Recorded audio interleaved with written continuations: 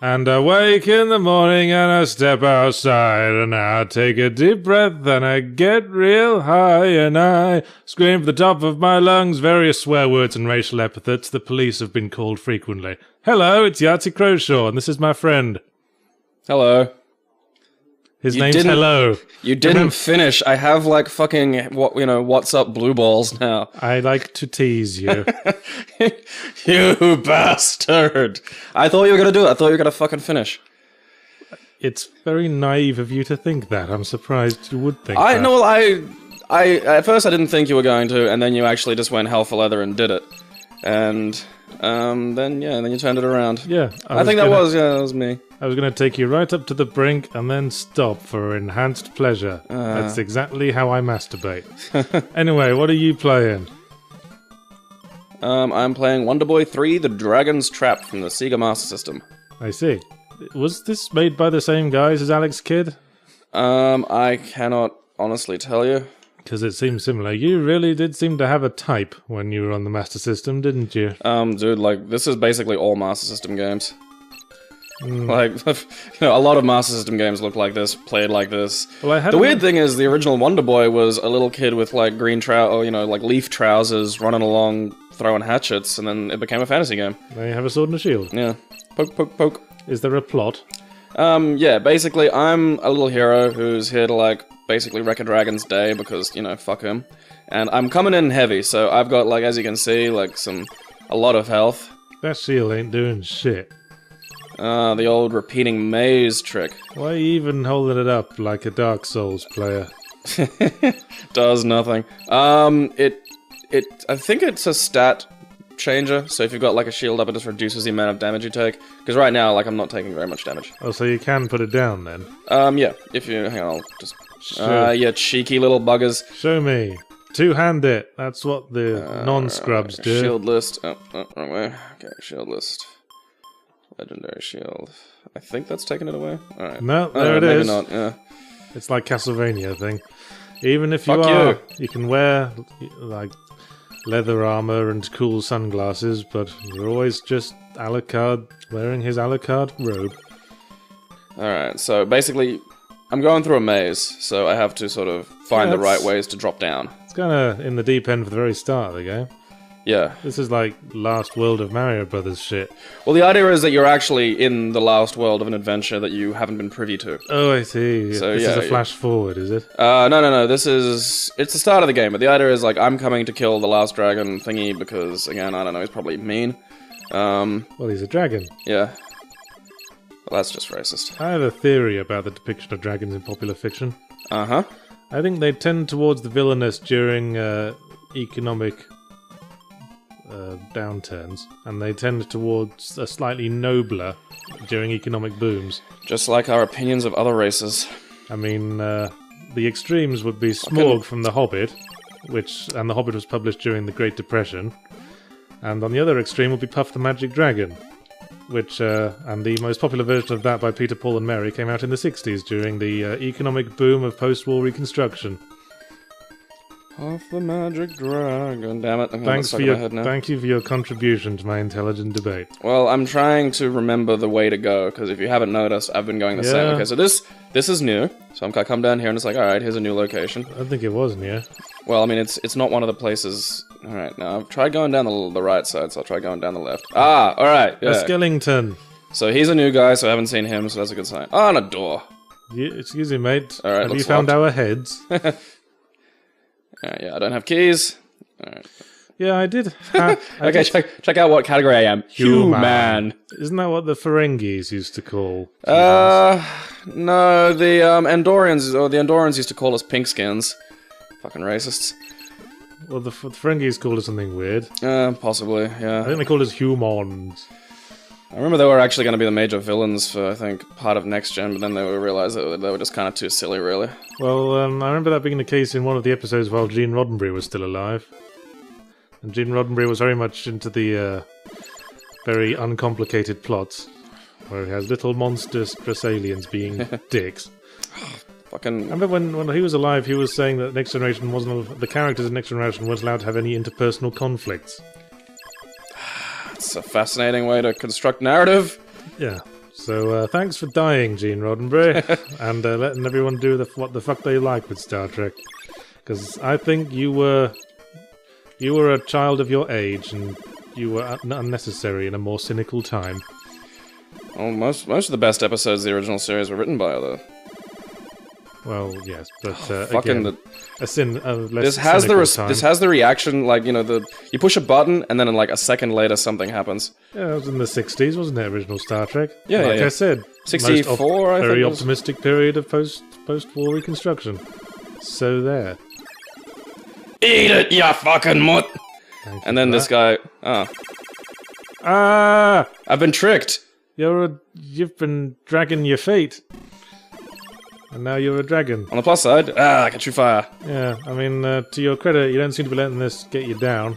Hey man, I mean, come on, if you were suddenly scaly and can shoot fire... I mean, you almost seem to have this expression of grim resignation on your face about this whole situation. Determination of a hero, man. I'm just like, yeah, you know, whatever, I get turned into a dragon another day, you know? Oh, looks like someone tripped the fire alarm. Better evacuate. Yep. No, the fire door's the other way, Mr. Cyclops. No, the fire door's locked, you know, like all good fire doors should be. Ba-doom-tsh. Well, perhaps the manager was trying to get the best work out of his workforce. Okay, those blocks hurt. The 4 blocks hurt.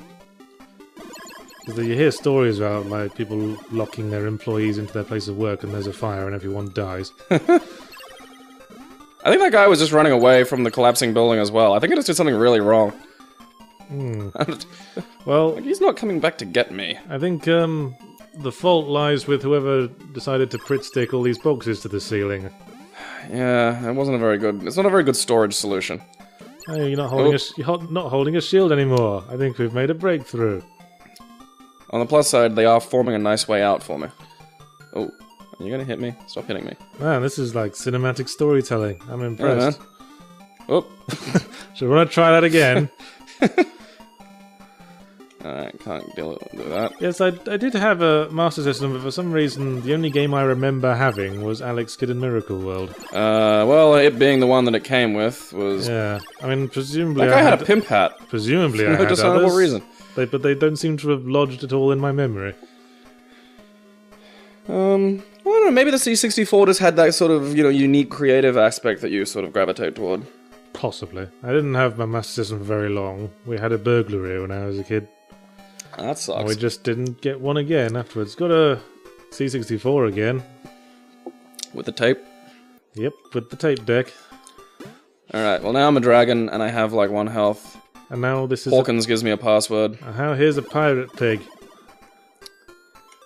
So yeah, I'm just wandering around, checking things out now. Hey, you disappeared before the door opened. That kind of bullshit really takes me out of things. It's just the same dungeon, but now there's water. Okay, believe it or not, Sega Master Systems used to reuse an awful lot. Oh, right, you've made your case that this is quite a boring game. Perhaps we should talk about something else. Okie dokie. You want to be a deer and just, hang on. What? That's right, I just realized this isn't. Scratchy bollocks, what? Well, that would be nice. No, what the? What did you do? Alright, well, that's not a helpful door. Well, it's an exploration game, so I have to find the sort of next way that I'm meant to go. So I can't go up here, obviously, because I feel the essence of the exploration game is for there to be other things besides what you've already seen to discover when you explore. Well, again, the materials a Sega Master System had to work with were a little limited. This was actually an impressive game for when it came out. Ha! I don't think they were trying. No, you'd be surprised. There's a lot of, hey, it's just another heart.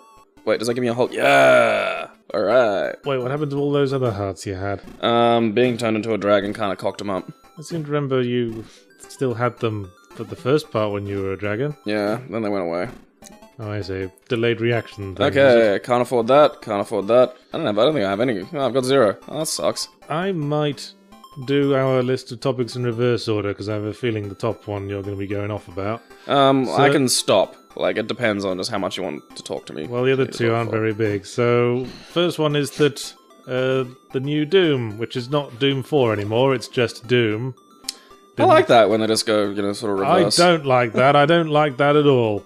I don't know, man. Like, how many new names can they... Like, because the big thing at the moment was putting colon and then something else. Like, Doom, colon, shenanigans. Well, at least that's better than... Dicks. Fucking the same name as before. Alright.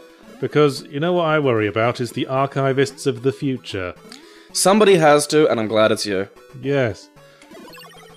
I mean... Ooh. I worry when they have to, like, catalogue all the Mario games. And we have to say, sorry, are we talking about Super Mario Land, Super Mario World, Super Mario 3D Land, or Super Mario 3D World?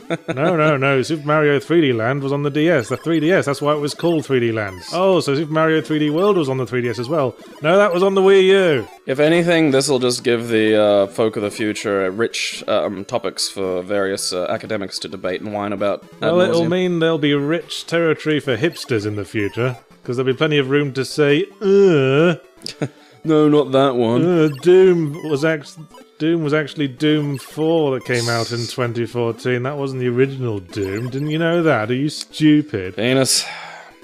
But anyway. Now I'm down here with these jerks. See, this is what happens when you have an industry with no long-term memory. That's what happens when you get rid of backwards compatibility. Nobody learns anything. No one builds legacies. They just reboot all the fucking time, and I fucking hate it. Well, I mean...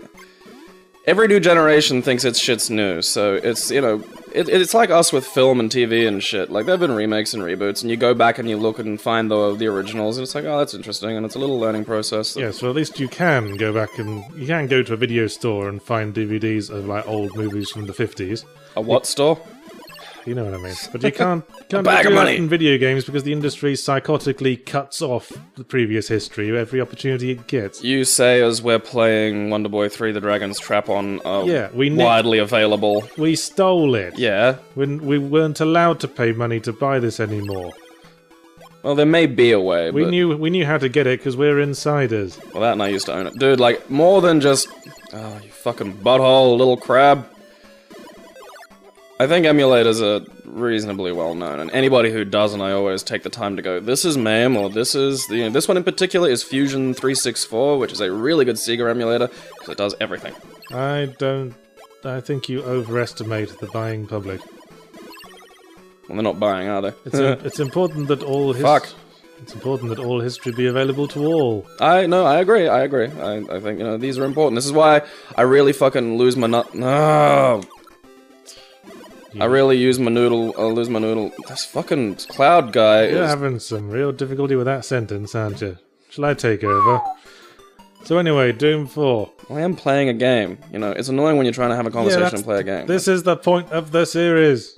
I never complain about it, neither should you. Well, yeah, but I don't complain about you fucking up while you're trying to do two things at once. You make an issue out of it. No, I don't. I got a key. Just because I'm an alpha and you're jealous. Anyway, Doom 4 was shown at QuakeCon, but no recording was allowed, so no one outside QuakeCon actually saw it. But word of mouth informs us that apparently it looked really good. But that's hype for you. Hype! I'm going to lean forward and save the state, just because. Okay. What we do know is that it's going back to its roots, apparently. There's no regenerating health, there's a pell-mell running headlong into the fray, shooty, action. Well, that was a laborious process. Really? So it's that's interesting. And Doom 4 is apparently going to be a reboot of the, I hesitate to use the word story. Again, like Doom 3 was as well. Because it's not much of a story, let's face it. Yeah, back when this game has like an incredible amount of story for a fucking Sega Master System game. Like, it had an intro. It explained like what your character was and why they were doing it. In the olden days, you used to just get a character. It's like, here's Billy Jumpman, go right, and that was it. That was the big fucking deal you got. I like how it established the story without too much dialogue. I always appreciate that. Yeah, look at that quality storytelling in the Sega Master System age. Well done. Good on you. But it makes sense if the Doom 4 is going back to its roots. Doom 3 was notoriously not much like the original Dooms and a lot more like System Shock. Yeah, well, I mean, the thing that bugged everyone about Doom was the fucking flashlight issue. Well, yes. Well, that was resolved in the HD edition, but didn't feel the same. I mean, you can tell there were a lot of the game that was specifically designed so there would be light problems. I mean, that's an interesting, there's a good game design question, is you know, difficulty has to be imposed in video games, so you can't just be ultra powerful. So the idea of limiting vision, limiting what you can see, makes sense, especially in terms of a game that's supposed to be scary. Well, that was the idea. Yeah, but then, you know... They specifically wanted visibility or being able to defend yourself to be a constant choice for the player. And... in practice, I mean, how do you feel yet? Did they cross the line in your mind to just being fucking annoying? Well, I'm not sure. I've played through Doom 3 a couple of times, and I still like it more than a lot of modern shooters. Huh. But I don't like it as much as, say, Painkiller. Painkiller's a bit of a lark. Because a lot of people call that the unofficial Doom 3, because that was much more the tone of high impact, high speed violence. No cover, run around, dodgy, shooty, monster, killy. Wrangling, that's what it was. It was all about wrangling the enemy. Yeah, just hoarding him into a bottleneck and just going whee. Although I will say the default weapon, bitch. The default weapon seemed a bit fairly powerful. Well, that's the beauty of the game. All the weapons are useful all the way through. Oh, I didn't know that was sort of a central sort of aspect of it. I was just surprised because I was able to get through so much just with the little spinny twirly crawl. Oh. Yes, but the other weapons are also fun to use, and I think that's one of the crucial aspects of Painkiller is that the weapons are all basically viscerally fun to use. Yeah, there is just a basic joy to be had just running around and fucking smacking stuff. The shotgun feels like the cock of God. The spunk of God. Eat it! I think my exact phrase in my Painkiller Zero Punctuation review was the sound of God slamming his car door. To wake up the neighbor. Or was that about the double-barrel shotgun in Doom 2? Well, same is true either way. Eat it, creatures of the sea. Well, so I try not to buy into hype, as you know. And all these people reporting back from QuakeCon saying how good it was are obviously the people most likely to say such a thing. Because they were at QuakeCon. The people most... being spoon-fed like most little vulnerable bitches. to the hype. Yes. I mean, there were reports of people in the auditorium shouting out, obviously extremely unfunny people with no friends, shouting out, "Shut up and take my money!" Because this is the communication of the person with no sense of humour. Quotes from other funny things that other people have seen. Oh no, I think references and intertextuality are fine, but Lowest I think... form of wit. You use them when you see fit to use them. Well, you're just getting defensive because you use them all the time. Well, yeah, I don't think there's an inherent problem with them. Well, I do. Well, I think we've reached an impasse in this debate. Have you got any tips for where I'm supposed to be going? Fuck you, Cloud! I don't know. It's your game. I'm not even paying attention. Go in the door with the window in it. Oh, yeah, it's just Piggy McGee trying to sell me shit. I see. Alright. I wanted to buy that, you little pig fucker. Well, of course he's a pig fucker. He is also a pig. There is no shame in it. In many ways, you are praising him for his sexual prowess. Now I'm a lizard man, okay. So I don't think I can buy those because I think they might be relevant to other classes. Oh, you can get different characters. Alright, I wondered why they specifically said you were a human at the start. Human! Hello, human. So are you Dragon now? I mean, take like Duke Nukem for instance, you know, a lot of the humor in that's not it. It's like none of the lines were fucking Duke Nukem, they were stolen from other bloody things. Yes, and that's what made him such a pont. In the first one. Well, yeah. I mean, at the time, there was a greater self-awareness about it. Well, yeah, no, but the fun of it was in, like, games that referenced, you know, those kind of Easter eggs were quite rare before that. I think it was alright in that because he wasn't claiming to have a character outside of that. He was just stupid 90s, like, stereotypical hero. I think man. manly guys doing manly things had a good thing about him, where he's a complete old film nerd. That's, like, the only thing about him. He just wants to hang out and, like, watch fucking action movies from, like, the mid to late 80s. That webcomic. It's a good webcomic, I like it. Yeah, I quite like it. I think it sometimes has some issues in the writing. Oh, there you go. Well, it has good ideas, but I think sometimes the dialogue's a bit wordy. This is just my professional opinion. What's your personal opinion? Well, I don't know. You created a divide, so I'm curious. I have no separation between the two. Okay. Because I'm working all the time. I'm working right now. My mind going a mile a minute. Always on point. So... Doom 4, except now it's just Doom. might be alright. Who cares? Why are we even talking about it? Well, it was your thing. I said it would be a quick one. Alright. Next topic, and forgive me for editorializing a little as I wrote this topic down. Cynical headline grabbing in the world of comics. Thor getting gender swapped and Archie getting shot by gay bashers. Did you hear about these stories? I heard about the Thor one, I did not hear about the Archie one. Well, who the fuck reads Archie, honestly? Yeah, I know, it's weird, because that's the thing that creeps me out about Archie, is it's still going, and... Yeah, I mean, I know there's a little bit of, well, no one I know reads it, so obviously no one reads it, but really, who... It's almost like a newspaper comic, but... Yeah, they're just sort of, it's just continuing. It's like some sort of embodiment of nostalgia for 60, 70-year-olds that just never goes away because they keep reading it. It's like Mark Trail or something. Who's that? You know, one of them shitty newspaper comic strips that have been running for, like, centuries. Oh, like Garfield and all that. Yeah. Alright, look, I've explored everything I can to the right, Or so Maryworth, or Apartment 3G. Those are weird, like those things that exist, I think, only because people have forgotten to get rid of them. The story of 3 professional 30-something ladies in downtown America. It's been running for 80 fucking years or something. What, Maryworth or Apartment 3G? This is Apartment 3G. Ah, okay. I'm gonna look that up when I get some time, because I'm curious. I want to see this, like, fucking 80-year-long comic. Yeah, the characters in it, by rights, should have been reduced to dust by now. Exterminated by one of Obama's death panels. But yes, Archie is apparently going to be killed, and he's going to be killed taking a bullet intended for a gay friend. Okay, that's interesting because, you know, Archie isn't exactly the kind of comic where people just come back to life. Like, if this was like Captain America, you'd be like, oh, yeah, he'll be back.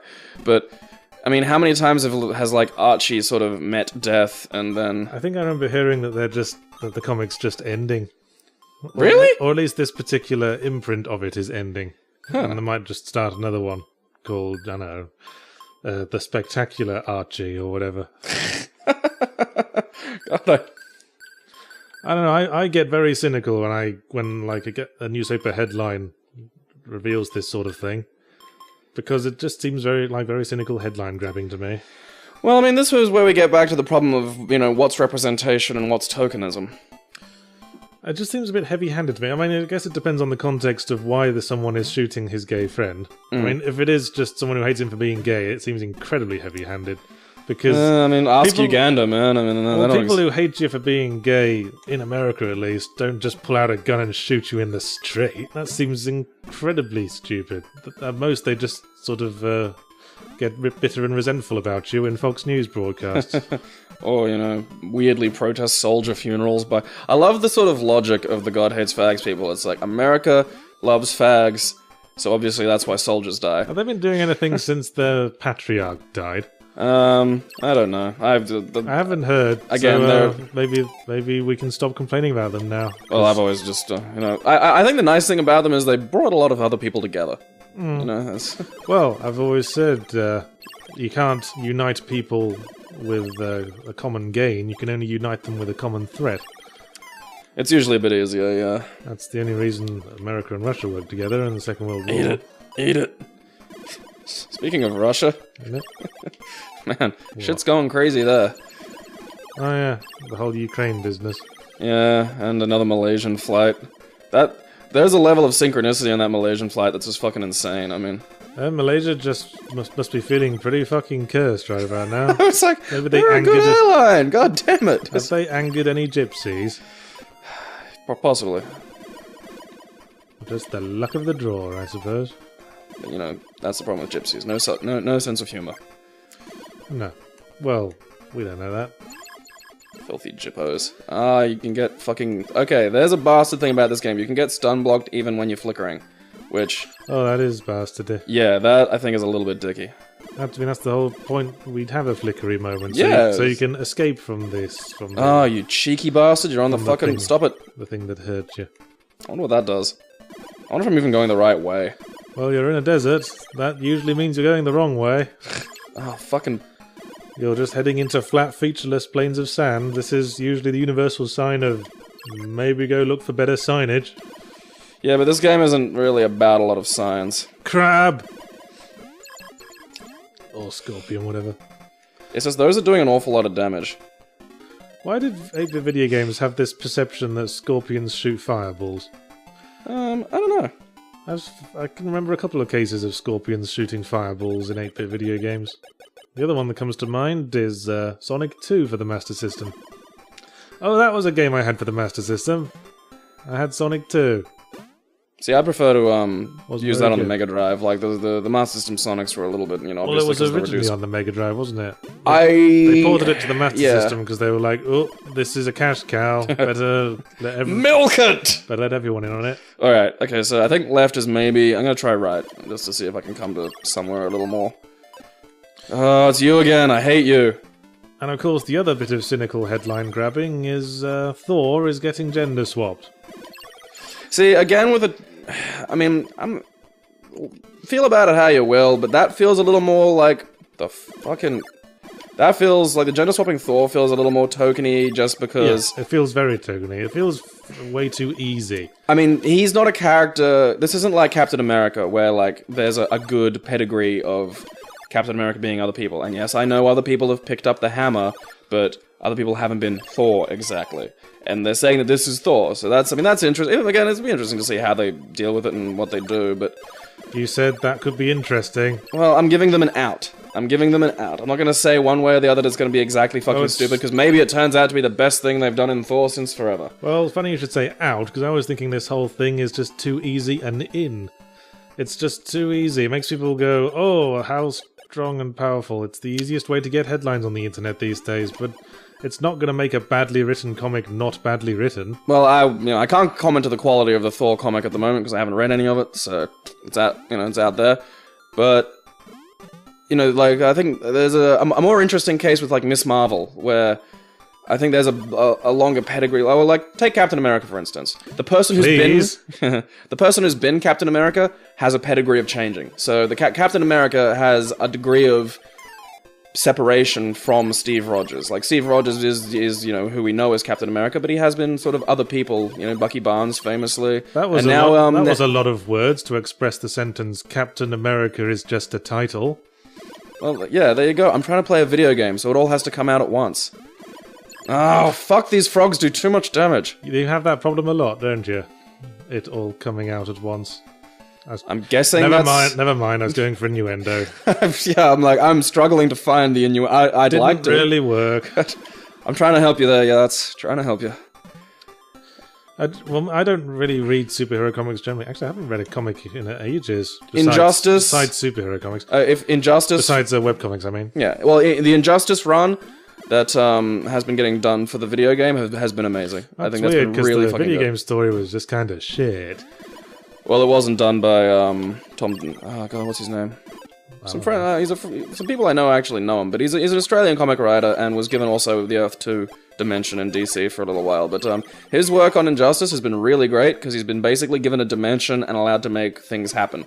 So characters can die, things can change, and as a result, you get actual, there's threats, there's stakes, things matter. Well, as I said, I don't read superhero comics, so every time, like, a news headline on a general news site gets published as a news release that a comic book publisher put out saying, our next storyline is going to feature this shocking story. Yeah. My first thought is always, why did you feel you had to take time out of the day to tell me this about your made-up fantasy world that isn't real?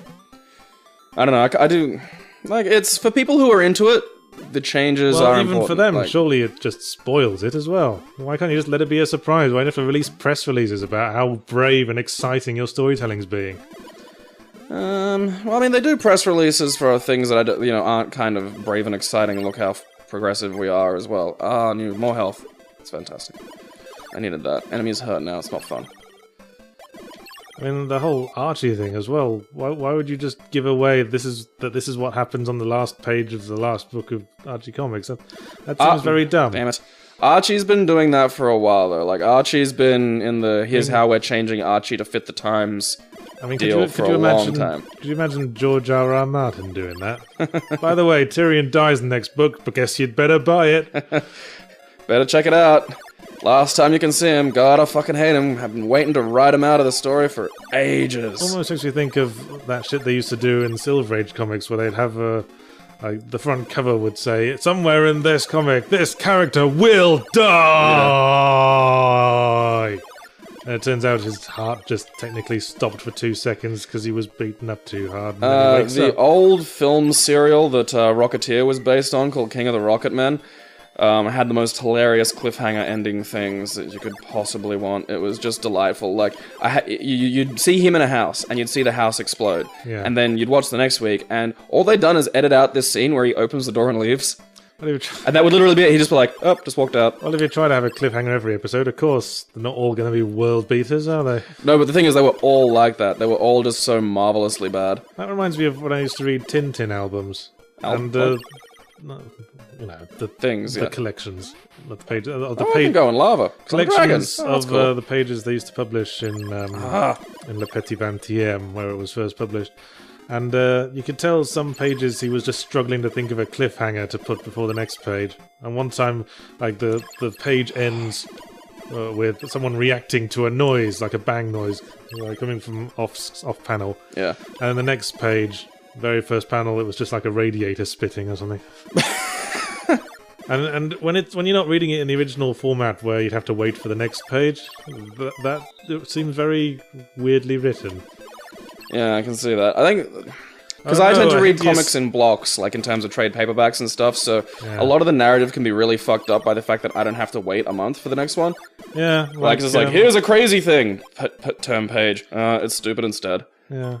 And I think that's, a little bit, I'd say, is probably my fault for reading it like that, Like, there's a degree of relevance to the pacing, I suppose. I wonder what CP stands for. Capture point? Sure. Well, that has DP, I think, which is damage something? I don't know. Well, it's high, so I'm gonna give it a dragon. I'm a dragon, so I'll wear dragon armor. So AP is armor points, DP is damage points. But it's armor, so what's... CP Pimp Hat Skeleton again. What's up with you, dude? CP must be coin purse.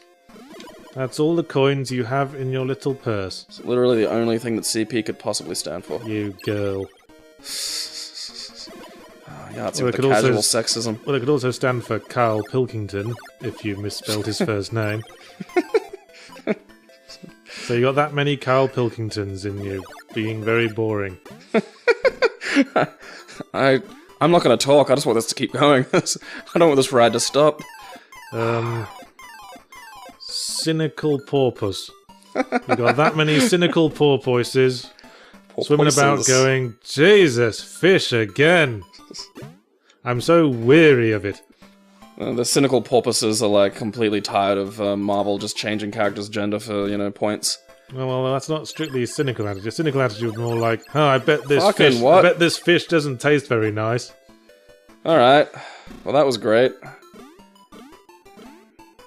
Yes. So, piss off, comic writers. I hate you. I'm not really that extremely opinionated about it as Yahtzee. I mean, I don't even think it's... I just don't care. Which I think is generally the better attitude to take toward it. Well, I think the people... Okay, we should discuss the people who flip out at, like this, like it's, the end of Thor as a character or some shit. Oh, must we? Because we'll just be complaining about internet dwellers again. That's an easy one. Alright, well, what's the next thing? Stop being such twats, internet dwellers. Okay, Pimp Skeleton, I know you're around here. Can't sneak up on me. That's more That's more of a fedora skeleton. Yeah, an actual fedora too. Oh, fucking... He's going, why won't Mrs. Skeleton have sex with me? I'm her best friend. Must escape this bullshit. Look at my fancy stylish hat. You shot me in the dick with an arrow. I wasn't ready for that. That's not fair. I'm not wearing this hat with a suit like you're supposed to because I'm so edgy and different. Didn't you used to do that? Well, yes, when I was a twat. Oh, that's interesting. Some historical perspective from your side. That's Everyone fun to say. is entitled to change their attitudes. No, I fully fucking agree. It's just I've never seen you sort of express that kind of thing yourself. Well, I have a theory that a lot of, I think I said to you before, that we go through a lot of emotional maturation during our 20s. Yeah.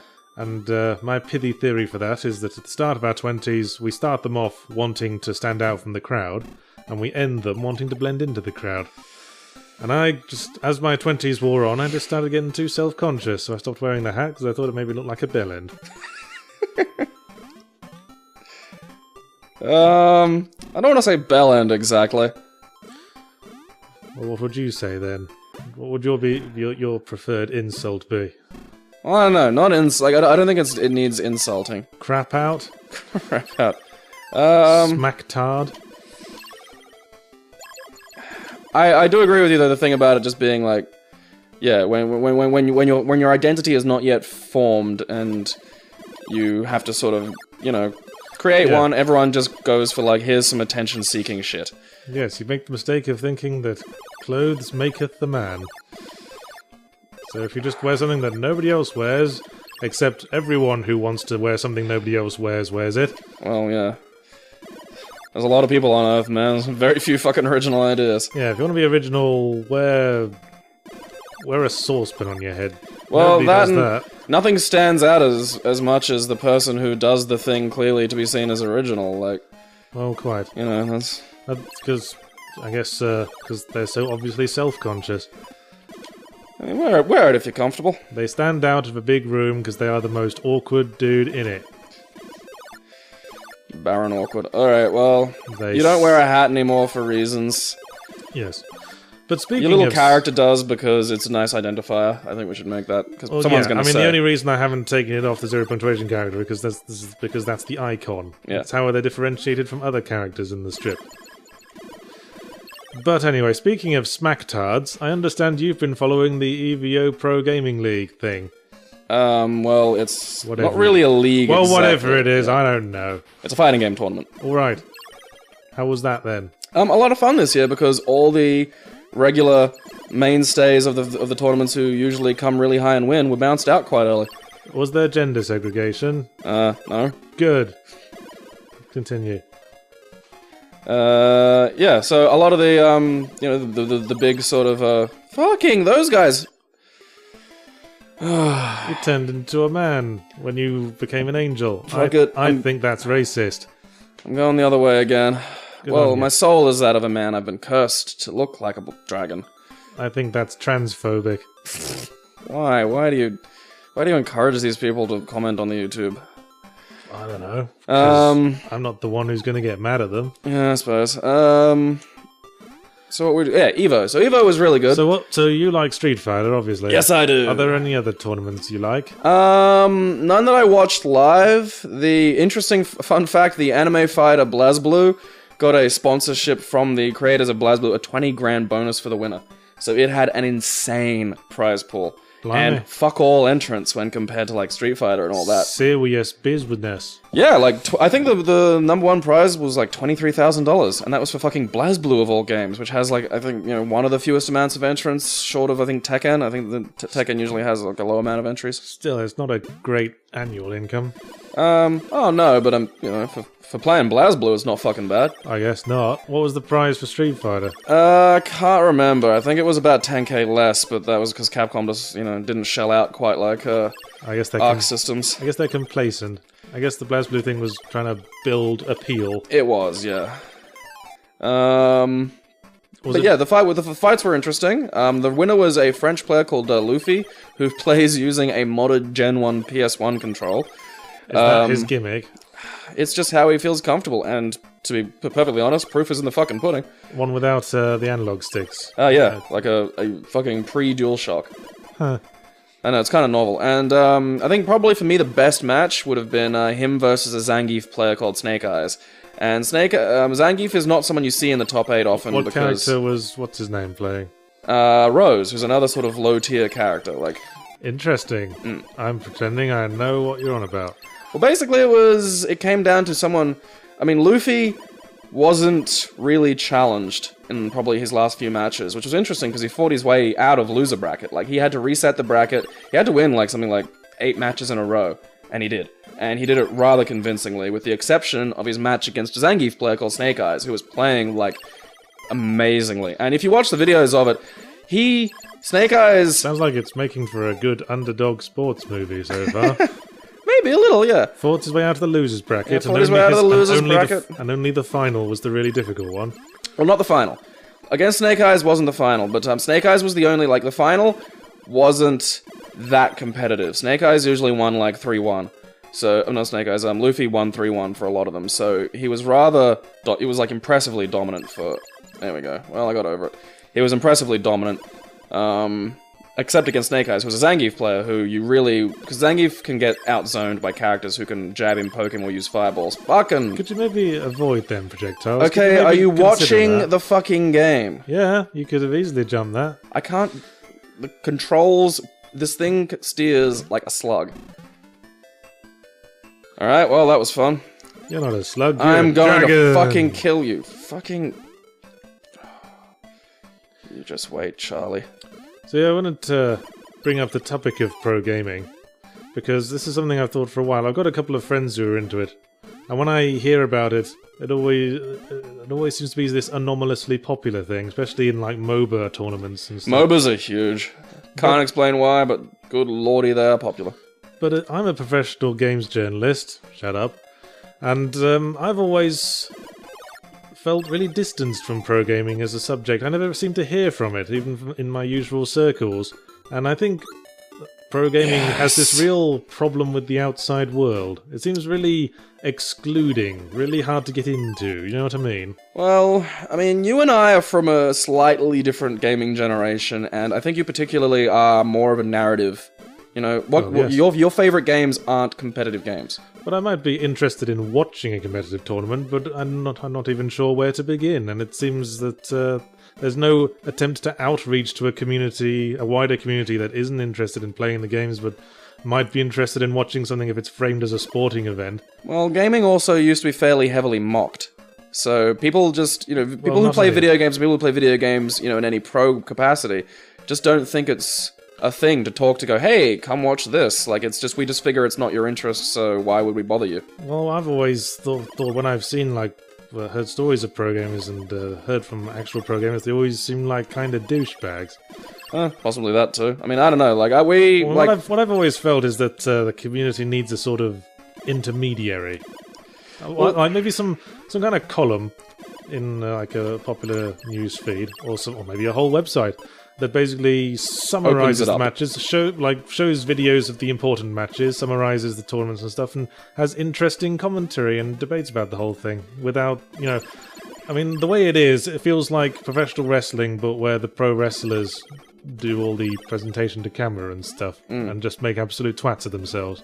Whereas what they need is an actual, outside voice to come on and summarize what everyone's doing and why it's important and stuff. I think there's some validity to that. I think the reason it hasn't happened is mostly because of that thing. I mean, do you think that... I don't think the MOBA tournaments are spoiling for attention. I mean, those things are huge, the prizes are colossal, and... This is my point, it seems to be huge, but I seem to hear so little from Well, I mean, just because you're not hearing about it doesn't mean it's not doing its thing and minding its own business. I mean, I hear about sports tournaments all the time, and I don't give a shit about any of that. Couldn't get away from the World Cup. Well, yeah, but those get a lot more mainstream coverage. I feel if it made the effort, pro gaming could be a lot bigger, because it's something that anyone could get into, even the less physically able. Well, I mean, again, I think it comes down to is that if you already have like a huge amount of attention, enormous prize pools in terms of the MOBAs, what motivation is there really to do that? You've already got fame and fortune. I mean, I'm part of the Brisbane fighting game community in that the major tournaments are all run by a friend of mine, and I help out in my little way. And we do, we would like it to be bigger. We would like more people to come, and we do sort of reach out. We're having our first blood tournament in next year's Button Smash, where we get people who've not played before, are completely unfamiliar with Street Fighter, and you can enter a tournament and maybe win prize money. Ooh. So it's a bunch of noobs who can just come along and you don't worry about not being good at it, because the person you're fighting is probably equally poor. So we're doing things to make it open. I have a specific technique when I'm asked to button mash a game. Is it to button mash? So when I find myself caught playing a fighting game against someone. When does that happen, really? Every now and again. Yeah. My usual technique is to start button mashing and then find a move I like and then just spam that constantly. Because you may have noticed when we were playing Alex Kidd, that's my paper, scissors, stone strategy as well. Because people don't expect you to keep doing the same thing. They need to get their head around it. It is a bit counterintuitive. Exactly. It's the last thing they'll expect, said the First World War general, sending his men out onto the front for the 18th time that day. Over you go, lads! I remember to walk slowly. That did actually happen. I know. The Australians particularly, because we get used as a soldier fucking source for England for, you know, a few hundred years. Yeah. In Egypt, we're told to capture a fucking... It was, I think, like, an order got misheard. So a bunch of the light horsemen charged just where all the fucking cannons were. That's the charge of the Light Brigade. Probably, yeah. Famous story. Fucking... There was a famous poem about it called The Charge of the Light Brigade.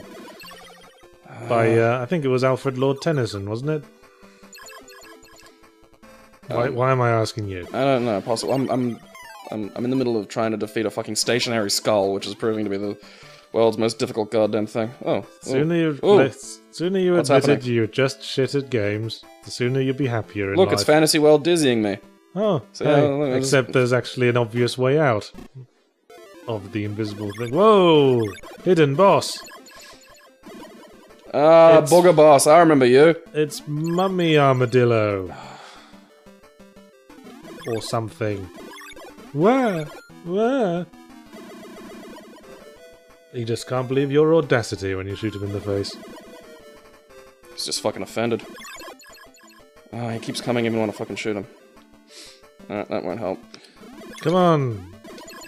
That's the way. Hit his stomach with your face. Damn it.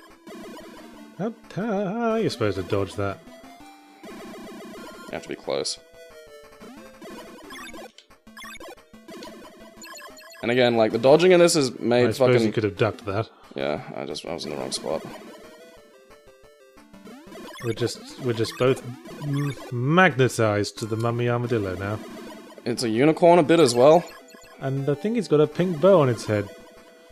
So it's also Miss Pac-Man. Just more women tropes in games. Yeah. Oh, poops. What are you complaining about, women? Yeah, clearly, here's all the representation you could possibly want. We put a bow on shit, what more do you want? Yeah. Alright, now I don't want to hit the little fucking dude, because he means I can't get the money. Go away! What's going on? Well, I defeated the boss, and now I'm a little mouse. You're a little midget. And now I can stick to walls.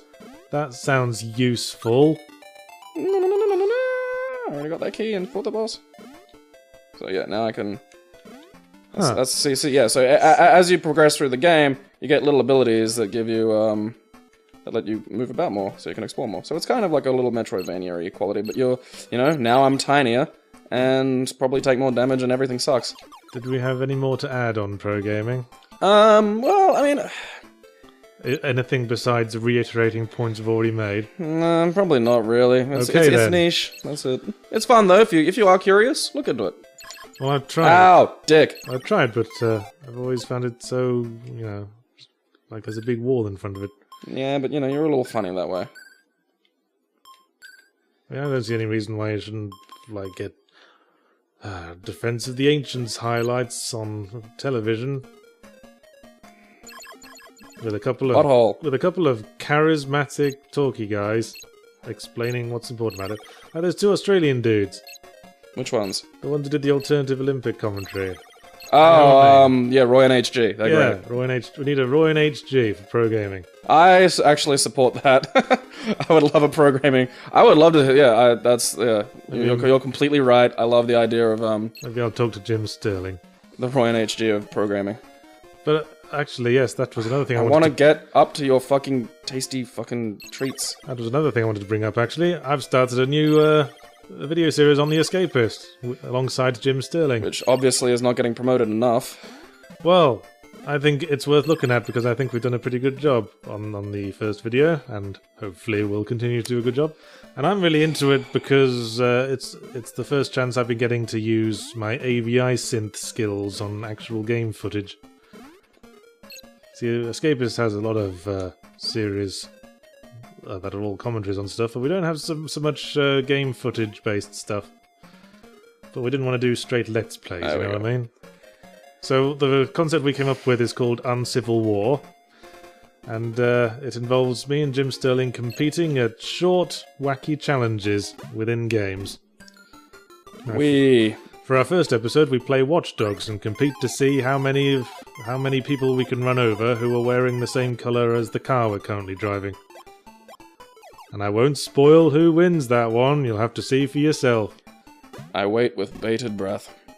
So, yes. So, that's going to be a weekly series, hopefully. It's to replace Rhyme Down Spectacular, because we stopped doing that. It's a much more collaborative work on Civil War, because Rhyme Down Spectacular was just me and Jim writing poems in individual vacuums. I just want to write poems at you, dude. Yeah, and for some reason that just didn't seem to build the appeal. the way Zero Punctuation did, anyway. A thing that only you two are really interested in? Who doesn't like poetry? Lots of people. I love an elegant phrasing, don't you? I do. I like a good bit of iambic pentameter. What do you suppose that does? It makes my... Ow! Hurt you, apparently. It makes my loins go bubbly blue. Alright, well, now that you're... Dee-dip, dee-dup, dee-diddly-dup, dee-diddly-biddly boggly bum. Shall we get... Fuck! I like a rhythm in a sentence. Fucking dick butter. Well, now I've done my plug. Great, that's just super... Perhaps we should move on to the concept I threatened to introduce last week. And aren't we all regretting this? Yes, we asked for your questions to fuel a Q&A section for the last 15 or so minutes. And, well, you came out in force, didn't you? In quite a few avenues. We had a few under the comments, a few went directly to Gabe. Yeah, because Yahtzee didn't bother reading any of yours, so that's, you know... Yeah, so a few people tweeted questions to my Twitter account. Those were basically wasted. Well, just because when we were putting them together today, we didn't even bother looking at that. We just looked at all the questions you got on your Twitter, and then we looked at the comments under last week's video. Because that's what we said. If you'd listened last week, we said keep it to Gabe's Twitter or under the video. But oh no, you knew better. Oh no, let's go straight to the source. But anyway, we got a big list of questions and the names of the people who posed them. Most of them from Gabe's Twitter account at Gabriel N Guard, Guard. If you want to send some for next week. If you want to send some hate mail, you can yell directly at me. So Ow! So why? I missed the dragon. I could shoot. So why don't we start with? A question from Matthew McLean. Thoughts on the British monarchy, past, present, and future? Past, sure, that's just kind of how things happened. Present, bit weird. Future, really? I think there's nothing wrong with a monarchy in theory, but it only works in a smaller community. Because how those work is that you got your butcher, he butches. He has a son, and he trains up his son to be the next butcher, because that son is in the best possible position to learn how to be a butcher. It was all pre the idea of, you know, Yeah. public education and what have you. Same is true of the baker and the candlestick maker, and the same should be true of the ruler as well. Only one person is in the best possible position to learn about statecraft and diplomacy and warfare, and that's the person being brought up by the current person who does all of that. So in theory, the hereditary monarchy makes sense. It's when you start bringing in the whole divine right of kings side of things, and start concentrating more on the spirit rather than the letter of the law. And start saying this person is going to be the next king, regardless of whether or not they've been trained to be king by their dad. Yeah, or how good they actually are at it. I think that's where it got a bit skewed. It's like religious text, you know? There's a lot of religious text that says such and such is evil and should not be done, that reads to me like it probably just started out as good advice someone gave someone else. Like the whole thing in the Bible about not eating shellfish. Shellfish are not good to eat. Desert food. And they're not good to eat for a big part of the year. Also, if you're getting shellfish while you're wandering the desert, it's probably not, you know... A lot of the time of the year, they'll just give you food poisoning. So that probably started as just someone saying to his son, maybe don't eat those, because you'll be as sick as a dog. And that maybe someone wrote that down, and they got queered into religious teaching. I think the same might be true of not touching women that are on their period. I think someone maybe said... Oh, my shield just blocked a thing! I think maybe someone took his son aside on his wedding day and said, listen, son, maybe don't touch it while she's got the painters in, because that shit will mess up your bedsheet. Communists in the funhouse is and probably then suddenly my it favorite. becomes, God says not to touch the ladies when on the periods. Well, God says it's a good way of stopping follow-up questions. Well, quite. It's like, it's the next trump card to pull after because I said so, isn't it? Because God said so. Yeah, that's it. All organised religion stems from parents being too lazy to explain things to their kids. And that's why gays can't marry. Exactly. So, don't blame religion, blame your dad. blame the universal dad for not wanting to get off his armchair and stop watching Super Bowl Sunday to explain to you where babies come from. The All-Father. The negligent All-Father. Monarchy in the Fucking present tits. day, that's another matter, of course. Personally, I don't think it makes a lot of sense. I think, I mean, a lot of... all the arguments I hear to support the monarchy these days are basically along the lines of... not along the lines of why there should have been a monarchy in the first place, they're more along the lines of why it would be more work to get rid of it at this point. Probably would be a hassle. It's like the Doug Stanhope thing. If marriage didn't exist, would you invent it? If the current British monarchy didn't exist, would you invent it? No. Why would you just hand out all this privilege to this one random family for having had the sterling good judgment to be born?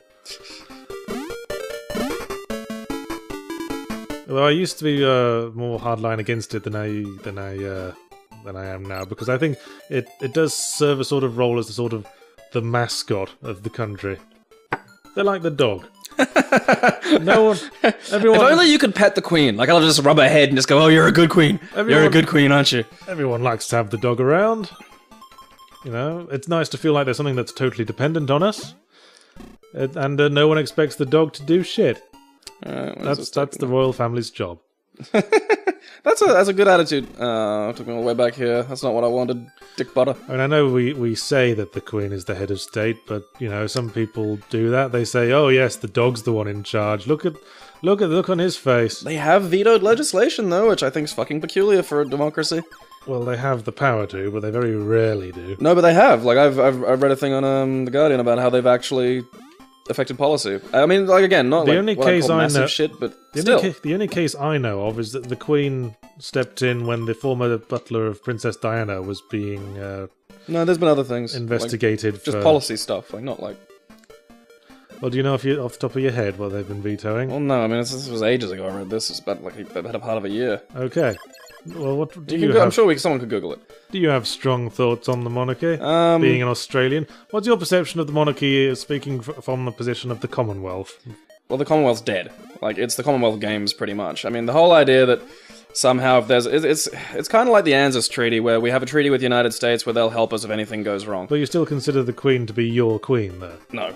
Goodness, no. Well, I think Australia generally does. Oh, well, that yeah, is- that is the policy of the technical, nation. Yes, technically, it is the policy of the nation that, yes, the Queen is the head of state, not the, our dick butter, not the, Wasn't Tony Abbott talking about bringing back knighthoods and dukedoms? yeah, he brought back something along those lines. Less said about him, the fucking better. I suppose. I think it's archaic and silly. Like, it's just weird to me. Like, it really is. Like, the idea of a monarchy is bizarre. I think it's bizarre and embarrassing that we're not a republic. Because, I mean, again, even ignoring all the ideas of a monarchy, what does the British monarchy actually have to do with Australia's day-to-day fucking policy or life? Well, it was put to vote, wasn't it? Like, during the Howard government. Yeah, the Howard government... There was a referendum. Yeah, the whether or Howard not to become government a kind of republic. worded it in a way, messed with the wording of it in order to make it just seem less appealing, because That's not what I've heard. I've heard the Howard government were in favour of becoming a republic. No! Where'd you read that? I don't know. Well, from someone a while No, back. John Howard's a monarchist. No. Okay. People in the Howard cabinet have been, It's funny how Republicans how I've never met a monarchist politician who wasn't also conservative. and old. Yeah, I Because suppose it's an old, insane thing to stick to. Like, there is no reason... I suppose the point of the conservative is just to keep things how it's always been. I mean, the word conserve is right there in the Like, name. if there was a benefit to it, like, if being part of the Commonwealth meant I could, like, go and work in the UK, or there was some sort of economic tie or something like that, but there isn't. None of that's None of that exists. So If you were a girl, you could go and work in a bar in Britain. Seems like half the barmaids over there are Australian. Foreigners just work in bars. It's a good place for backpackers to go because a lot of bars will always have a good high turnover. Like big output bars will have a high turnover of staff, and if you can serve booze in one country, you can usually serve it in others. Well, quite. I mean, why go to a foreign country and not get pissed? Yeah, and it's a good place. It's a good way to meet people and have fun. Or indeed, why stay in your current country and not get pissed? Why do anything and not get pissed? That's my question. Your interest in drinking is coming along nicely. The eternal paradox of you. Did you want to nominate our next question? I'm busy killing, so you can go through. Okay. I wouldn't mind trying to answer as many as possible, so if we could, like, maybe pick one that we can just answer, like, in a second, like, oh, that's a stupid question, something like that. Okay. Sam Wilkinson asks, what do you both think of compulsory voting? Did you listen to what I said? Well, just give a quick answer then. I think it's important. Okay. I do not vote, so I can't really comment. I'm not officially a citizen of Australia, Yeah. I'm only a permanent resident. But I never voted in Britain either, because I couldn't be asked. I don't think that's good. I mean, like, your relationship to Australia is a little bit different. If you ever wanted to, like, become an Australian citizen, then I'd recommend you vote. I don't know if you want to bother doing that. I don't really have an opinion either way. If you do, you don't. It's not my problem. Well, there's a slightly insidious system in that your vote can get passed on to a party you didn't necessarily vote for with the Australian system. No, but that's not how it works. It's preferential voting. It is a party you vote for by allotting your preferences. And there are also ways around doing that. But yes, preferential voting and stuff like that's important because what this means is even minority voices get well, for the benefit of the listener, how does preferential voting work? Well, the idea is okay, say you got like 4 people, right? When you're voting, you number 1 through 4 on each of them. 1 being the person you'd like to run the place, 4 being the person you'd least like to run the place. If then after like all first party votes have been handed out, the like preferences are then handed out, and what this means is that my shield blocks. Yay. What this means is that minor parties that may never be able. Oh, dicks. That shot you right up the bum crack. May not be able to affect policy or do anything on their own, will gain a degree of relevance. Yes. And this means that, it isn't just the majority messing with the minority. So you can actually get, for instance, the balance of power in the Australian Senate at the moment is held by majority fucking little. Well, it's a system that works for Australia because Australia isn't as much a two-party system as other countries. It is. Well, not so much as, say, America. It's been a long time since someone not Labour or Liberal, but again, like the Liberal Party is a Liberal National Coalition. Well, they said the same about the Liberal Democrats in Britain, but they managed to get a coalition party going with the Conservatives after a while. That was weird. But Australia's got the Liberal National, Labour, and the Greens, who all have a presence in government. Yeah, but again, like it's still very much. One weird one calls itself the Motoring Enthusiasts Party. The most recent election had some gems, including the Palmer United Party, which is a uniting of all people called Palmer in Australia. Yeah. And yeah, the Motoring Enthusiast Party. Like, wait, if you ever bother to vote for the Senate in Australia, which I highly recommend you do because it's a laugh, you will find some, because just any nitwit is allowed to just go, I'm a Senate candidate, and pretty much, like, on one issue, they will get, like, votes. Like, there'll be, like, the Hunting, Fishing, and Shooting Party, or the Stop the Greens Party, and stuff like this. Like, it's great, batshit. I think there's a place for one-issue parties. Oh, yeah, and see, I think the government might be better run if every party just had the one issue. Well, this is the benefits of preferential voting, is it lets the government have a better idea about what, people are actually feeling, because you can see where these minority votes go. You can go, okay, so the Hunting and Fishing Party got X, so that means, so many people care about hunting and fishing. So. And it's weird how many issues get politicized these days. I mean, technically right-wing, at its most basic meaning, is just that you believe in small government. But now it's come to mean all sorts of other things, like you're pro-life, and you're probably more religious, and all that's the problem of groups and titles. I mean, that's the problem when political parties are multi-issue and, like, try to absorb other parties and stuff, I suppose. And I mean, like, I've got friends who are, like, who are quite, like, economically conservative, who are really annoyed with the Liberal Party because they're meant to be economically conservative, but rather than having a price on carbon, like this is what the carbon tax thing is, rather than having a price on carbon, which many would think is a, you know, that's a free market solution. That's, you just price it and then the market solves the problem. They're going for direct intervention, which is weird. Like, that's, the idea of direct intervention is somewhat antithetical to what you'd consider traditionally conservative economic values. Okay. So, yeah, there's a lot of weirdness. It's strange. Like, well, I think, probably answered that question a bit longer than we intended to. but I think compulsory voting's necessary because it at least forces people to give a shit occasionally, and I think that's needed. Yes, I agree with that. Right. Pendulous Phallus asks, who's the better kisser? Only one way to find out! Your beard's gross. Alright, we'll research that and get back to you next week. It's gross. Who wants to know that? Your gross pendulous testicles. Solipsism Crisis asks, what would be your own custom flavour of cuppa soup? What do I like in a soup? Maybe just a chicken that doesn't taste like that weird arse fake chicken. Like that would be nice, because you know, like the chicken flavor doesn't taste like fucking chicken. I'd like you'd be hard pressed to find a cuppa soup that can have real chicken in it. Well, you know, we're dreaming here. Okay. Because I am very fond of just a basic chicken soup. I am more fond of them when they taste like the chicken that they are ostensibly meant to taste like. Well, that was a dull answer. I'll go for beef and sherbet cuppa soup. Well, there you go. That's, you know, you can have the wacky... Oh, fucking... I like how you managed to find a long-winded answer for that, by the way. Anyway. I don't drink a lot of cup of soup. So. If you could choose... See, we wrote down too many of these. Well, we had a lot. The Nugfall. If you could choose someone to narrate your life, who would it be? Morgan Freeman, obviously. Brian Blessed. See, I think Brian Blessed would be a disappointment if you did not lead a very exciting life 24/7. I believe he could make any life exciting. I think it would seem a bit disingenuous at a certain point. And then he went to the shops! Gordon's alive! He's masturbating again! Marvellous! Whereas I think if you have Morgan Freeman doing it, then everything you do sounds like there's so much greater purpose behind it. A noble gravitas to... Not many people would agree that masturbating was the best thing to do at this time of day, but hell, I guess Yahtzee wasn't one of those people. Is that meant to be Morgan Freeman? No, I can't do a Morgan Freeman. Who was that? That was a Morgan Freeman that you just that got was just a generic down-homey voice. Fantastic. Alright, what's another... You keep picking, like, the fucking weird... I asked you to pick a simple one, you picked fucking... I think they're fun. What superpower would you have and why?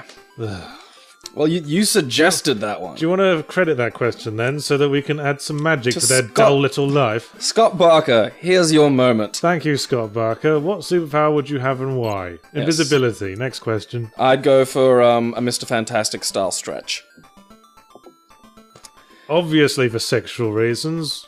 Why else? Well, no, see, I'd stretch individual molecule chains of me out to be like filament wires, like the Yakuza guys had from Johnny Mnemonic, and then I'd just be able to, like, wisp through and cut people to pieces. Oh, yeah. Yeah, like see? that. I like stretching because I think it has uses that can be will-based.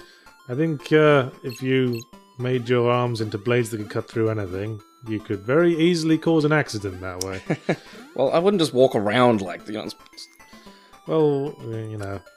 If the kind of thickness we're talking about, the blades would probably be very flexible and go all over the place when you swung them about. Yeah. But, you know, they're me. They're, you know, it's like how Mr. Fantastic has really amazing, like, control of his physicality. Like, I presume that, you know, I'd train to make sure I could use them and know what to do. I'd go to, like, Xavier's school. That's what I want invisibility so I can go in a changing room and watch girls' tits. He's not joking. Though you have to be careful if the place gets steamed up, because this mysterious outline with a hard vapor ghost of an erection suddenly appear in the corner of the room. Not joking. Favorite alien species from fiction? Oh, that's a tough one. I know, this is one of those dumb nerd ones that we can think about far too much. You know, the one that always comes back to me is the two-dimensional aliens from that one episode of Star Trek The Next Generation. I'm gonna remember. Well, the ship was being like moved towards the sun, and they weren't sure why. And they'd put a specific scan on, and they didn't see shit. But then they tried putting the scan on from top down, and they saw that there were aliens all over the fucking ship. But they couldn't see them because they were two-dimensional. I remember there was one that had holographic aliens that didn't register the meat people as anything, because they're just like, oh, what's that stuff? That's odd. And then went on about their life, because to them all life is photonic. I thought that was kind of cool. That's Star Trek in a nutshell, is like working out ways of having funny aliens that you wouldn't have thought of. That was your favourite, was it? Oh no, that wouldn't be my favourite. Man, it's neat. Favourite alien... It's a cheap one, but I'm gonna be stuck with either the Xenomorph or the Predator. Boring! What can I say? I mean, they're fucking great. They're great designs. Although, if you watch, there's some interesting documentary stuff about the Predator, the original monster design they had for it, that was actually played by Jean-Claude Van Damme. It was more insectile, wasn't it? Yeah, and kind of bird-like. It looks shitty. So, the monster you see in Predator, that amazing, mandible thing, was a second choice. I don't really like humanoid aliens. I don't think that's trying hard enough. Well, okay, pick one. What's yours then? So So are the 2D ones actually your choice, or were they just sort of an interesting idea you liked? Another thing I found interesting was the whole concept of sphere. Not so much from the film, more from the original Michael Crichton book. They're making the case that they found this weird sphere that sort of fucked everyone's heads up and manifested their dreams and stuff. And they were making that whole, the token science bit in Michael Crichton's books. And they were making the case that maybe this was just something alien, a specific alien species used in their day-to-day life that we don't understand. Like a drug or just something fun. And that was interesting to think about. Not even a drug, maybe it's just how they live. They gave the example of if an alien that was allergic to oxygen stumbled upon a human space station and went inside and immediately died, they would think, oh, this was a trap designed to kill us. Oh yeah, good point. Alrighty, what else have we got? Thoughts on fan-made games to cancelled franchises? By? Cloudy. Cloudy asks that. Well. Sword. Go nuts, I say. Yeah, so do I. I mean, it's like the public domain thing. Sherlock Holmes does really well in public domain. If no one else is making the franchise, then you might as well. Yeah, I think there's a fan-made Mega Man X game coming, which sounds really good because I love the Mega Man X games. So they're one of the best SNES games around. I think a qualification to that. I think a fan-made stuff is a good thing to start out making. It is not a good thing to continue making. I made fan stuff when I was very young. I wrote like Red Dwarf fiction. Really? Didn't show it to anyone, obviously. Oh, damn. I think that's the problem with the internet. It teaches people that you have to show absolutely bloody everything you make to people. How happy are you that you had a childhood before Web 2.0? Pretty damn happy. Oh, I know. Every day some kid does some harmless, stupid thing, but the whole world sees it. The pressing thing is, we're probably the last generation to not do that. This is something I keep trying to explain to millennials and shit. It's like, you don't know what it was like pre-Web 2.0. Do you think it'll turn around, though? Do you think when we're old, people will distrust people whose entire histories are not online? Because we'll be in the minority at that point. We'll be the weirdos. It'll be us that's strange. Well, we already are. I mean, we're probably the last generation of non-digital natives. I mean, this is why people from our and Edward Snowden's generation still object to the NSA thing. It's creepy and weird. Don't watch me. Don't see my bits. Okay, Jason P. Ryerson asks, what is our personal favourite hangover cure? Do you have one from the old days? Oh, the hangovers I got, there was no cure. It was just hell. Blue Gatorade, generally, and sitting still.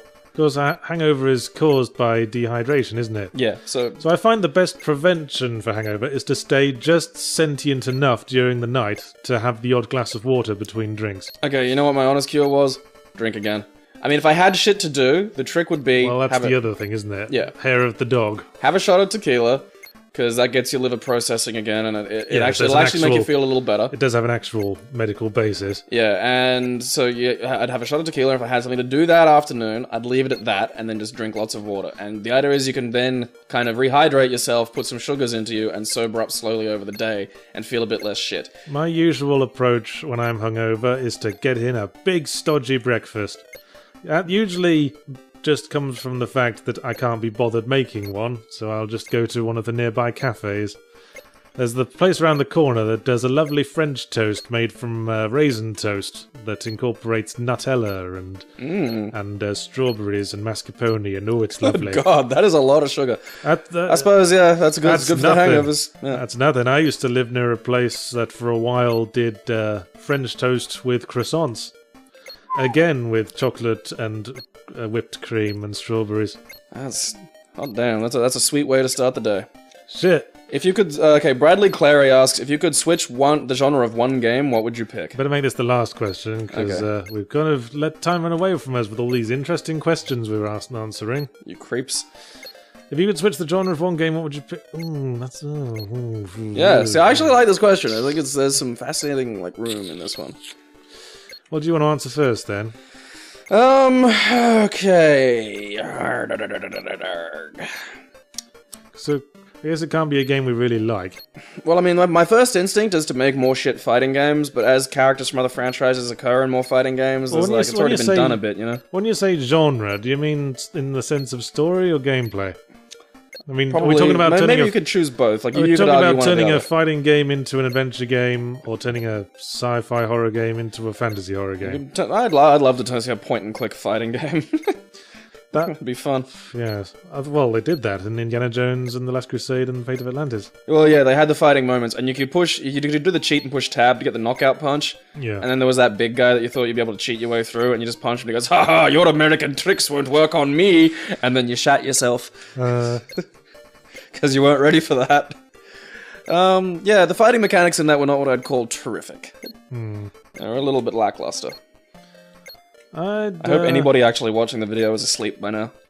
I did see, I saw a video a while back of a mod to Dark Souls that turned it into a first-person game. Huh, that's interesting. And that looked quite interesting, so that might be mine. Maybe, like, crank the armor value on him and give him, like, a gun or something? Yeah, first-person Dark Souls, and then later on they give you a machine gun. Yeah, machine gun. Just for the catharsis. Why, hello. Should have gotten to Q&A earlier, considering we made a big deal about it. Why, hello, Great Grey Wolf Sif. That's a nice melee weapon you've got there. Rocket launchers. Rocket launchers. This puppy's getting put down. Yeah, so that's probably... I'd like to see... Yeah, I guess we better cut it off there, then. So we learned bloody nothing about Wonderboy 3, except that it's... what are you doing? I've been doing this for a long fucking time. I've been waiting just for you to say stop doing that, but you haven't noticed. I've only just tuned in and noticed. Yeah, I've been basically just playing Shield Pong with this, rad cloud dude for a while. So, well, that game went bloody nowhere then, but I'm glad we managed to get some interesting discussion down. So, if you've got more Q&A, and just as a... Here's Yahtzee's chastising moment. Just as an initial rule of thumb, we tended to favour the non-game related question when we were picking ones for this, because I get asked gaming questions all the bloody time. I think that and a lot of the questions game related were, have you played this game? Yeah. Which doesn't sort of lead to a lot, because what if the answer's just no? And questions related to, like, my work and stuff have all been answered in various interviews or whatever. Yeah, I mean, you've discussed how you make the zero punctuation videos. Ask different questions, like the one about the British monarchy. That was fine. I had stuff to say about that. Yeah, I don't really care. I'm easy either way. But I think, my thing would be just, have you played this game is probably not going to lead to an awful lot. No. So, there you go. Again... Put your questions under the video or in Gabe's Twitter. Because he just loves them, as you just heard. In the meantime, let's leave Gabriel to continue catching clouds. I have to pee so bad. And let's all move on to pastures new. Once. Yeah, I've heard that before from you. You need to go to innuendo camp. Yeah, I need to flex my innuendo muscles. Alrighty. Good night, you sons of bitches. I would provide good innuendo, but no one's given me one.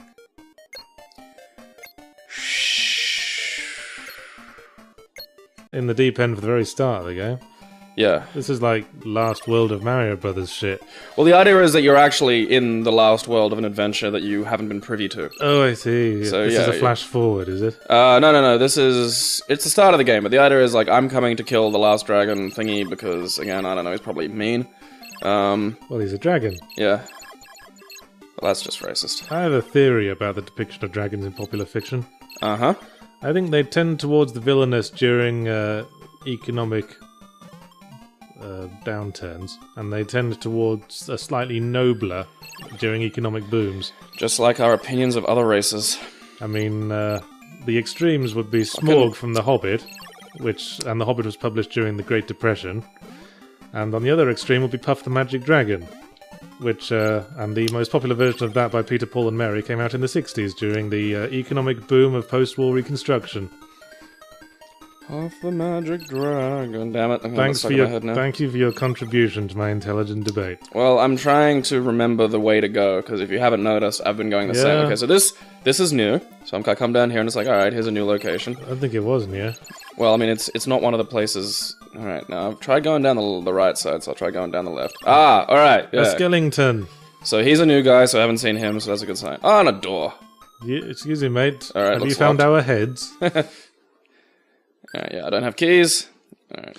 Yeah, I did. Okay, check out what category I am. Human. Isn't that what the Ferengis used to call humans? No, the Andorians used to call us pinkskins. Fucking racists. Well, the Ferengis called us something weird. Possibly, yeah. I think they called us humans. I remember they were actually going to be the major villains for, I think, part of Next Gen, but then they realized that they were just kind of too silly, really. Well, I remember that being the case in one of the episodes while Gene Roddenberry was still alive. And Gene Roddenberry was very much into the very uncomplicated plots, where he has little monstrous aliens being dicks. Fucking... I remember when he was alive, he was saying that Next Generation the characters in Next Generation weren't allowed to have any interpersonal conflicts. It's a fascinating way to construct narrative. Yeah. So thanks for dying, Gene Roddenberry, and letting everyone do what the fuck they like with Star Trek. Because I think you were a child of your age, and you were unnecessary in a more cynical time. Well, most of the best episodes of the original series were written by other. And I wake in the morning and I step outside and I take a deep breath and I get real high and I scream from the top of my lungs various swear words and racial epithets the police have been called frequently. Hello, it's Yahtzee Crowshaw and this is my friend. Hello. His name's Hello. You didn't finish. I have like fucking what's up blue balls now. I like to tease you. You bastard! I thought you were gonna do it. I thought you were gonna fucking finish. It's very naive of you to think that. I'm surprised you would think that. I at first I didn't think you were going to, and then you actually just went hell for leather and did it. And then you turned it around. Yeah. I think that was me. I was going to take you right up to the brink and then stop for enhanced pleasure. That's exactly how I masturbate. Anyway, what are you playing? I'm playing Wonderboy 3: The Dragon's Trap from the Sega Master System. I see. Was this made by the same guys as Alex Kidd?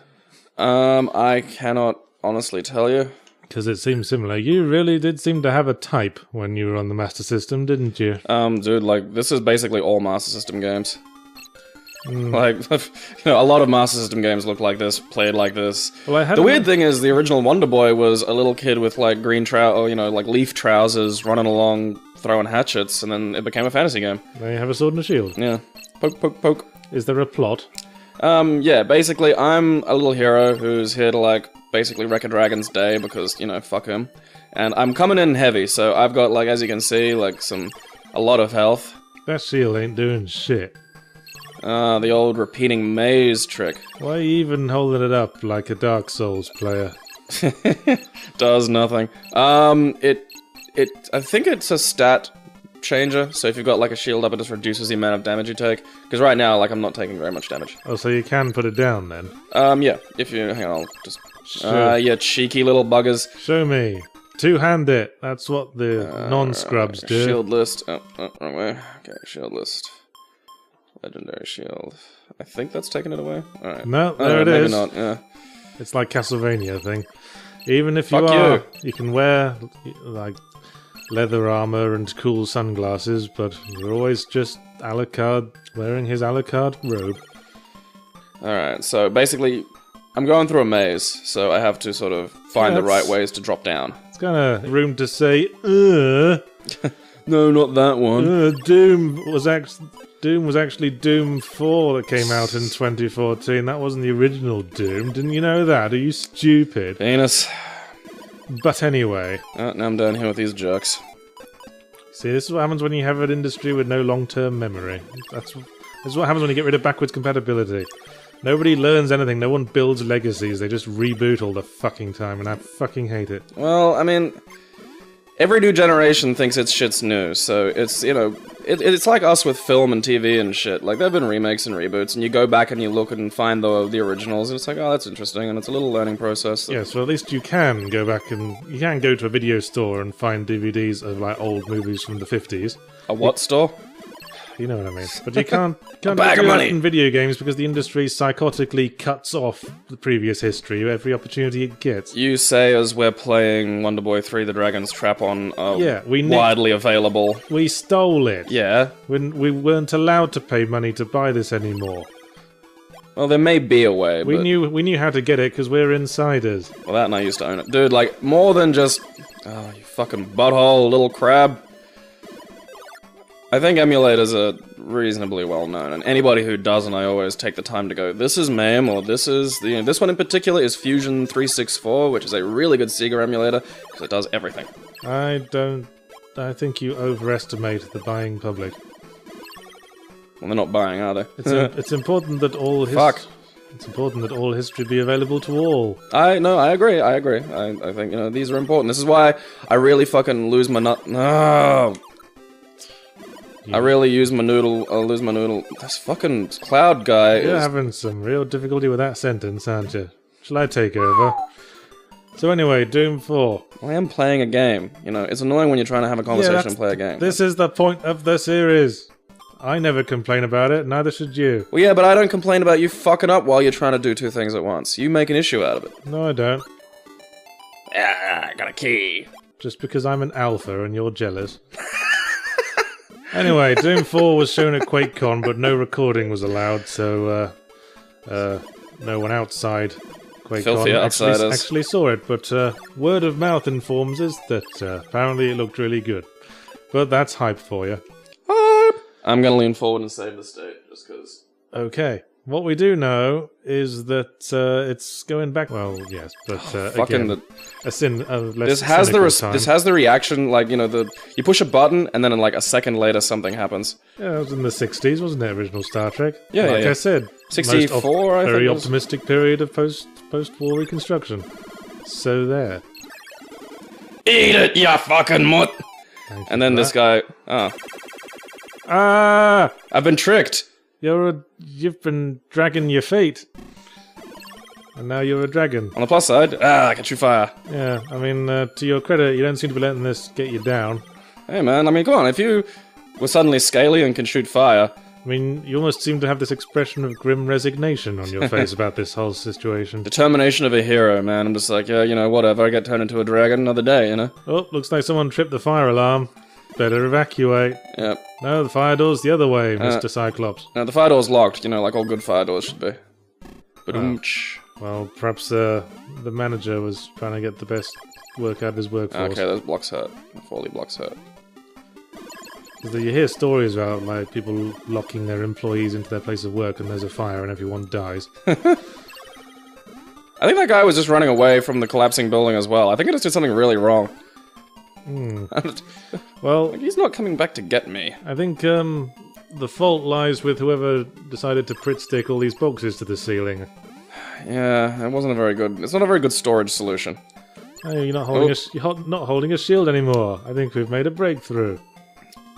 On the plus side, they are forming a nice way out for me. Oh, are you gonna hit me? Stop hitting me. Man, this is like cinematic storytelling. I'm impressed. Yeah, man. Oh, so we want to try that again. Alright, can't do that. Yes, I did have a Master System, but for some reason, the only game I remember having was Alex Kidd in Miracle World. Well, it being the one that it came with was... Yeah, I mean, presumably Like, I had a pimp hat. Presumably I For no had discernible others, reason. but they don't seem to have lodged at all in my memory. Well, I don't know, maybe the C64 just had that sort of, unique creative aspect that you sort of gravitate toward. Possibly. I didn't have my Master System for very long. We had a burglary when I was a kid. That sucks. And we just didn't get one again afterwards. Got a C64 again. With the tape? Yep, with the tape deck. Alright, well now I'm a dragon, and I have, like, 1 health. And now this is Hawkins gives me a password. here's a pirate pig. So yeah, I'm just wandering around, checking things out now. You disappeared before the door opened. That kind of bullshit really takes me out of things. It's just the same dungeon, but now there's water. Okay, believe it or not, Sega Master Systems used to reuse an awful lot. Oh, all right, you've made your case that this is quite a boring game. Perhaps we should talk about something else. Okie dokie. You want to be a deer and just, hang on. Oh, What? That's right, I just realized this isn't. Scratch your bollocks, what? Well, that would be nice. No, what the? What did you do? Alright, well that's not a helpful door. Well, it's an exploration game, so I have to find the sort of next way that I'm meant to go. So I can't go up here, obviously, because it's a I big feel wall the of blocks. essence of the exploration game is for there to be other things besides what you've already seen to discover when you explore. Well, again, the materials a Sega Master System had to work with were a little limited. This was actually an impressive game for when it came out. Ha! I don't think they were trying. No, you'd be surprised. There's a lot of, hey, it's just another heart. Wait, does that give me a whole... Yeah! Alright. Wait, what happened to all those other hearts you had? Being turned into a dragon kind of cocked them up. I seem to remember you still had them for the first part when you were a dragon. Yeah, then they went away. Oh, I see. Delayed reaction thing, was Okay, it? can't afford that, can't afford that. I don't think I have any. Oh, I've got 0. Oh, that sucks. I might do our list of topics in reverse order, because I have a feeling the top one you're going to be going off about. I can stop. Like, it depends on just how much you want to talk to me. Well, the other two aren't very big. So, first one is that the new Doom, which is not Doom 4 anymore, it's just Doom. I like that when they just go, sort of reverse. I don't like that. I don't like that at all. I don't know, man. Like, how many new names can they... Like, because the big thing at the moment was putting colon and then something else. Like, Doom, colon, shenanigans. Well, at least that's better than... Dicks. Fucking the same name as before. Alright. Because, you know what I worry about is the archivists of the future. Somebody has to, and I'm glad it's you. Yes. I mean... Ooh. I worry when they have to, like, catalogue all the Mario games. And we have to say, sorry, are we talking about Super Mario Land, Super Mario World, Super Mario 3D Land, or Super Mario 3D World? No, Super Mario 3D Land was on the DS, the 3DS, that's why it was called 3D Land. Oh, so Super Mario 3D World was on the 3DS as well. No, that was on the Wii U. If anything, this will just give the folk of the future rich topics for various academics to debate and whine about. Well, it'll mean there'll be rich territory for hipsters in the future, because there'll be plenty of